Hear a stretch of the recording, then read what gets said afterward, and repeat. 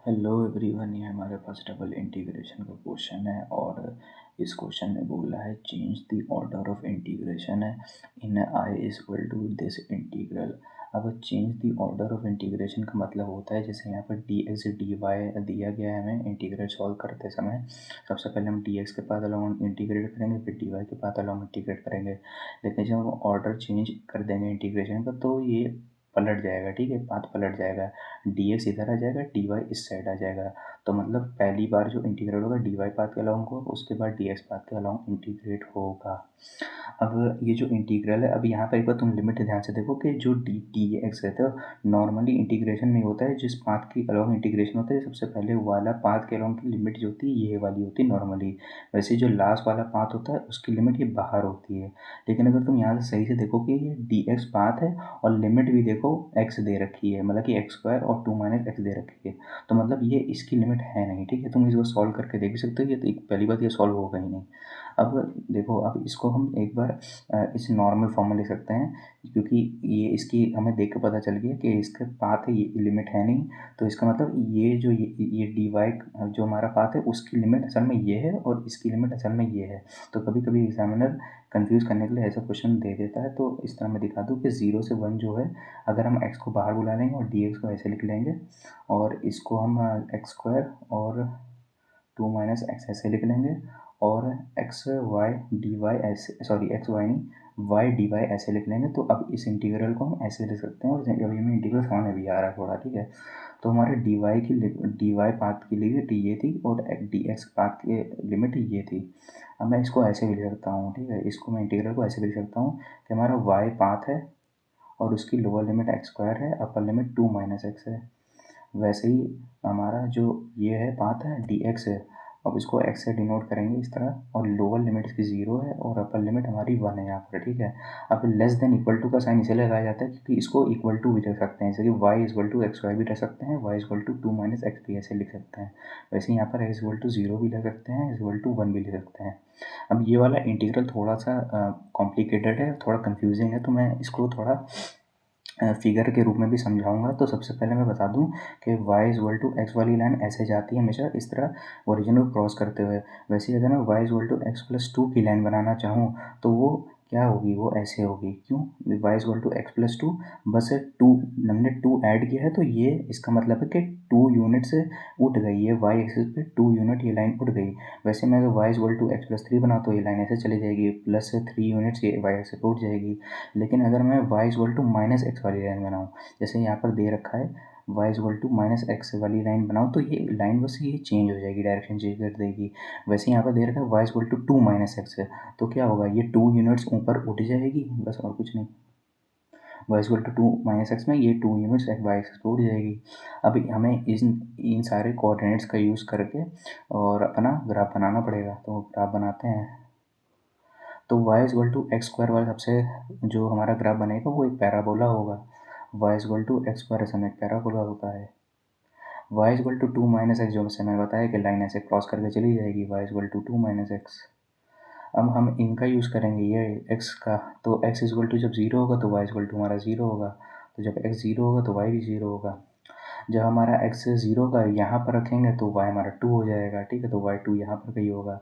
अब जब हम x इक्वल टू 1 रखेंगे तो y भी हमारा क्या होगा, 1 होगा, और x इक्वल टू 1 अब यहाँ रखेंगे तो y भी क्या होगा, हमारा 1 होगा, ठीक है। तो हमने जब x इक्वल टू 1 रखा तो y भी हमारा 1 हुआ, ठीक है।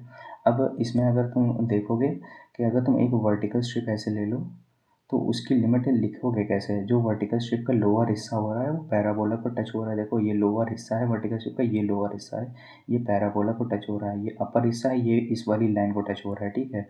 तो अगर तुम्हें इसकी लिमिट लिखनी होगी लिखोगे कैसे, तो ये लिखोगे, क्योंकि ये वर्टिकल स्ट्रिप है तो वर्टिकल स्ट्रिप हमें y की लिमिट बताती है, जैसे मैंने y यहाँ पर लिखा है इसकी लिमिट बताती है। तो सबसे पहले लिमिट निकालने के लिए y लिख लो और लेस देन ग्रेटर देन का ऐसे साइन लगा दो, और यहाँ पर जो लोअर लिमिट है उसका तुम्हें अगर वो लिखना हो क्या होगी लोअर लिमिट, तो सबसे पहले देखो y ये किसको टच कर रही है स्ट्रिप, लोअर स्ट्रिप, तो इस वाले कर्व को टच कर रही है और इस कर्व वाई, इस कर्व में लोअर कर्व में वाई हमारा एक्स स्क्वायर के बराबर है, तो यहाँ पर एक्स स्क्वायर हो जाएगा।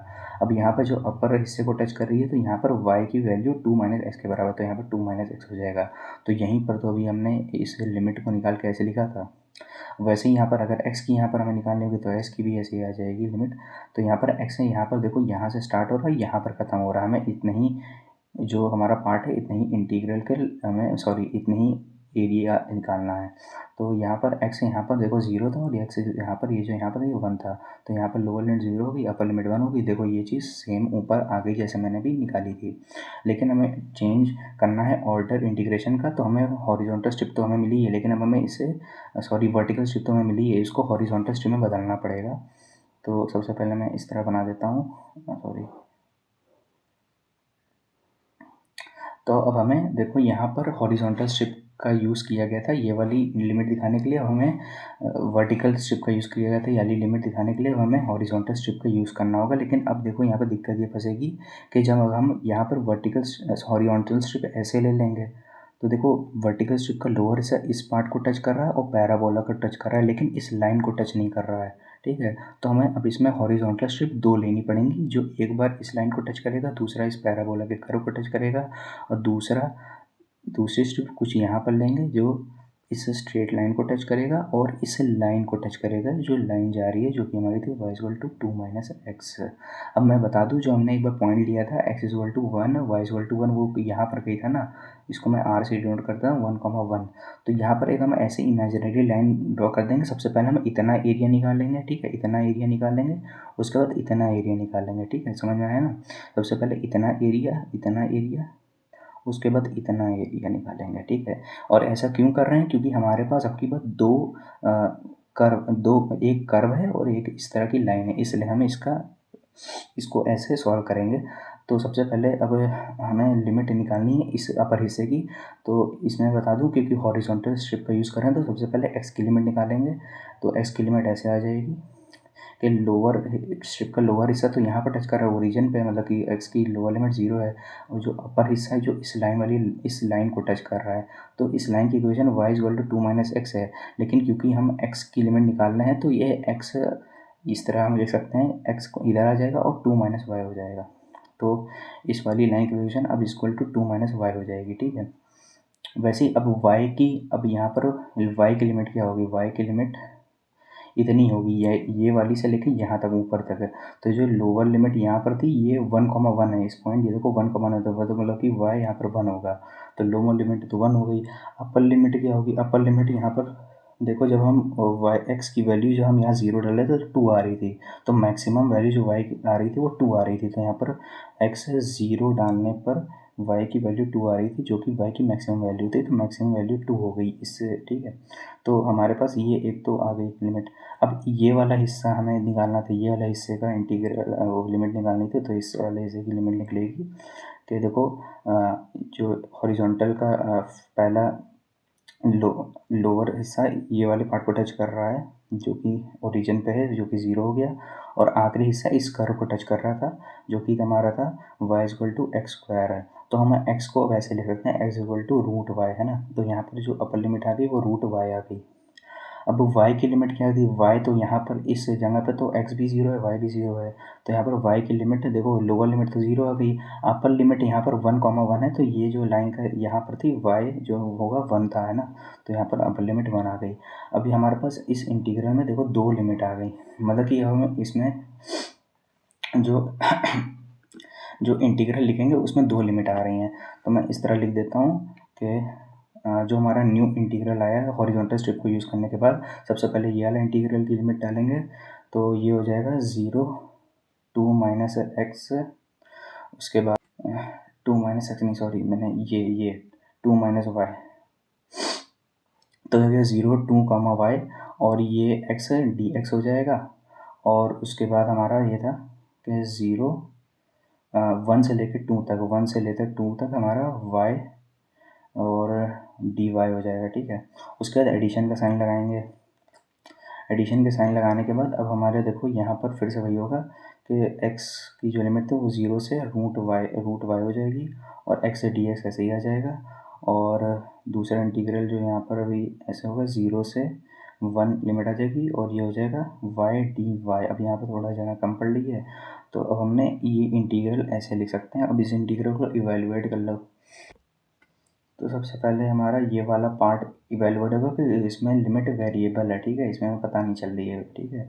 और सबसे पहले यहाँ पर भी इंटीग्रल ये वाला इवेलुएट होगा क्योंकि इसमें लिमिट वेरिएबल है। अब कुछ बुक में जानते हो ये वाला हिस्सा पहले लिख देंगे और ये वाला हिस्सा बाद में लिख देंगे। बाद एक ही है, सबसे पहले वाला इंटीग्रल नॉर्मली इवेलुएट किया जाता है इसमें लिमिट वेरिएबल हो, ठीक है। तो यहाँ पर लिमिट यहाँ पर वेरिएबल है तो सबसे पहले ये वाला इंटीग्रल होगा सॉल्व, उसके बाद ये वाला इंटीग्रल सॉल्व होगा। तो इस इंटीग्रल को सॉल्व करेंगे तो हो जाएगा x² डिवाइडेड बाई 2 और 0 से 2 माइनस वाई लिमिट हो जाएगी।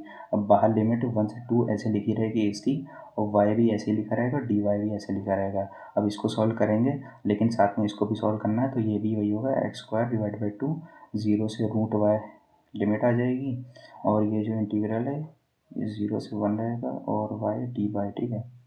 अब इसको सॉल्व करेंगे तो ऊपर में जो लिमिट होगी वो 2 माइनस वाई होल स्क्वायर हो जाएगी, डिवाइड बाई 2 हो जाएगी और लोअर लिमिट जब माइनस होगी तो ये तो 0 हो जाएगा और बाहर y है और लिमिट है 1 से 2 हमारी और dy। वैसे यहाँ पर भी है, जब लिमिट इसमें आएगी तो √y स्क्वायर के अंदर जाएगा तो ये हो जाएगा y डिवाइड बाई 2, माइनस करोगे तो 0 आएगा और 0 से 1 लिमिट आ जाएगी और इंटीग्रेट करेंगे यहाँ पर 0 से 1 y dy। इसको सॉल्व करेंगे फर्दर। अब ये मैं इसका इतना हिस्सा जो सॉल्व करने वाला मैं इसको स्क्रीनशॉट लगा दूंगा क्योंकि मेरे मतलब कि अब तो ये सॉल्व करना एक तो थोड़ा मतलब मुसीबत का काम है इसको, क्योंकि ये जल्दी सॉल्व होता नहीं है। तो मैं इसका एक स्क्रीनशॉट भी लगा दूंगा। तो लेकिन जो इसका फाइनल आंसर आ रहा है वो आ रहा है 3/8 जो इसका फाइनल आंसर आ रहा है। इसको एक बार खुद करके भी देख लेना क्योंकि इतना समझाना ही बहुत मुश्किल का काम है इसको, और इतना हिस्सा तो करके खुद देख ही सकते हो। तो वीडियो अंत तक देखने के लिए बहुत बहुत धन्यवाद।